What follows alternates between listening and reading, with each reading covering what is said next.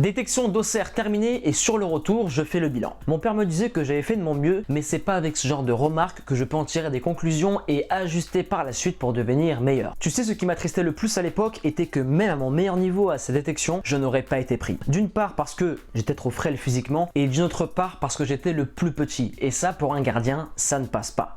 Mais bon, j'ai quand même accepté cette impuissance face à l'adversité et j'ai continué à travailler. Vacances de Noël terminées, je décide de faire appel à mon premier coach de gardien qui m'avait préparé pour le FC Nantes. Après plusieurs séances avec lui, il me demande comment ça s'est passé là-bas et je lui ai expliqué que ce fut une grande claque pour moi. Et à ce moment précis, Michel m'a remis à ma place en me faisant comprendre que le haut niveau, c'est soit tu manges, soit tu te fais manger et que ma taille n'est qu'un détail car je vais grandir. En parallèle avec Mérignac, les semaines passent et on entame les matchs retour en U13. Au mois de mars arrive le plus gros match à l'extérieur qui était contre Bergerac. Et un peu avant la fin de l'échauffement, je repère un homme seul avec son carnet de notes et directement je me dis que c'est un recruteur, mais de quel club? Et je me rappelle qu'un coéquipier à moi qui s'est chauffé proche de la touche m'a dit qu'il avait une parka du Stade Rennais et que les parents disaient qu'il était venu pour l'attaquant de Bergerac qui était vraiment très chaud. Et je me rappelle qu'à ce moment précis où il m'a annoncé ça, j'ai eu une dose de motivation extrême et peut-être que c'était la chance de ma vie. Et là je me suis dit, un recruteur vient voir un attaquant hyper fort qui ne marque pas du match parce que le gardien adverse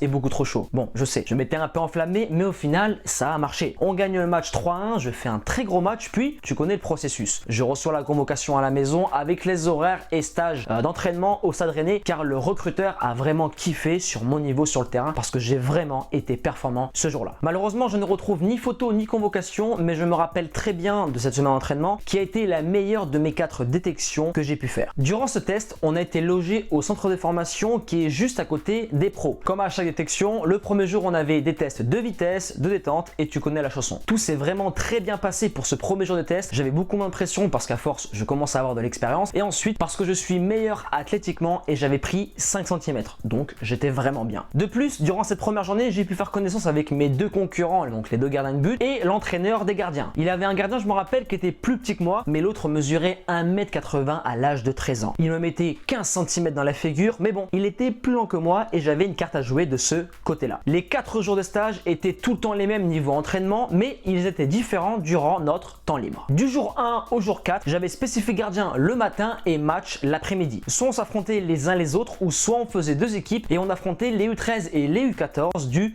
Stade Rennais. Tous les matchs étaient sur grand terrain, même si on n'avait pas encore l'âge d'y jouer. Et ce qui était vraiment intéressant, c'est que tous nos terrains de test étaient juste derrière celui des pros. Ceux qui habitent sur Rennes voient duquel je parle. Et en 2010, c'était un terrain synthétique. Et aujourd'hui, je pense qu'ils ont dû le rénover. Entre midi et 2, on mangeait toujours au centre. Et encore une fois, comme tous les tests que j'ai fait, on voyait les U17, les U19 et on était super impressionnés. D'ailleurs, comme au FC Nantes, les joueurs étaient très impressionnants et beaucoup évolué d'ailleurs en équipe de France de jeunes. Car pour rappel, le Stade Rennais était à l'époque le meilleur centre de formation français avec l'ASG Auxerre et je crois qu'il fait toujours partie aujourd'hui du trio de tête avec le PSG et l'Olympique de Marseille.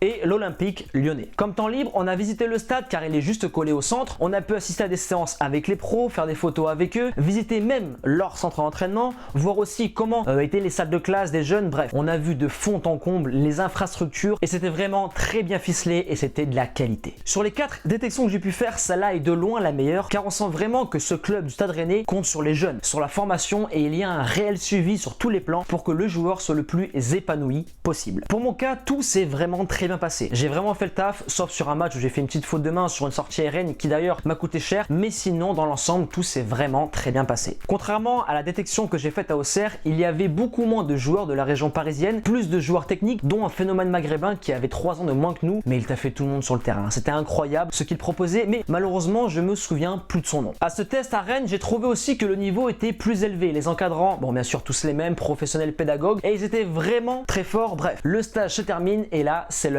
du verdict. Ne t'inquiète pas, ça va bien se passer. Pour le verdict, les entretiens se faisaient dans les loges du stade et l'entraîneur des gardiens a dit à mon père lors de l'entretien que je ne pourrais jamais passer pro parce que je suis de 1 trop petit et de 2 je pourrais jouer au mieux en DH, donc en R1 maintenant, et je n'intégrerai jamais un centre de formation. Bon, par la suite, je lui ai donné tort, mais en tout cas, ce discours m'a énormément motivé. Bon, bien sûr, par la suite, comme chaque coach, il me passe quand même la pommade en me disant que je vais faire un bon stage, etc. Et au final, ils ont fait signer l'autre gardien à ma place qui était moins bon selon moi bien sûr, mais il avait la taille. Et un club se dit que la taille d'un gardien ne peut évoluer, mais les qualités du gardien, oui, donc le choix était vite réglé. Maintenant, si tu connais mon histoire, tu sais que par la suite, j'étais pris au Pôle Espoir d'Aquitaine et que j'ai signé 3 ans au Toulouse Football Club. D'ailleurs, je t'épingle la vidéo juste ici où je t'explique comment j'ai fait pour intégrer ce club et par la suite, j'ai réussi à très bien rebondir. La morale de cette détection est que chaque être humain a son avis et son expertise. Alors bien sûr, cela peut être parce que tu as fait un mauvais stage, que tu as été mauvais ou autre, mais sache que leur avis est bien à entendre, mais pas forcément à écouter. Soit tu leur donnes raison, soit tu te sers de leurs remarques comme motivation pour le reste de ta carrière et leur prouver qu'ils ont tort. On arrive maintenant à la fin de cette vidéo et si tu as kiffé cet épisode sur mon test à Rennes, n'hésite pas à me le faire savoir en m'explosant la barre des likes et des commentaires avec le hashtag TeamNE et motivation 100%. Et à présent, je te laisse là. Persévérance et motivation et on avance ensemble.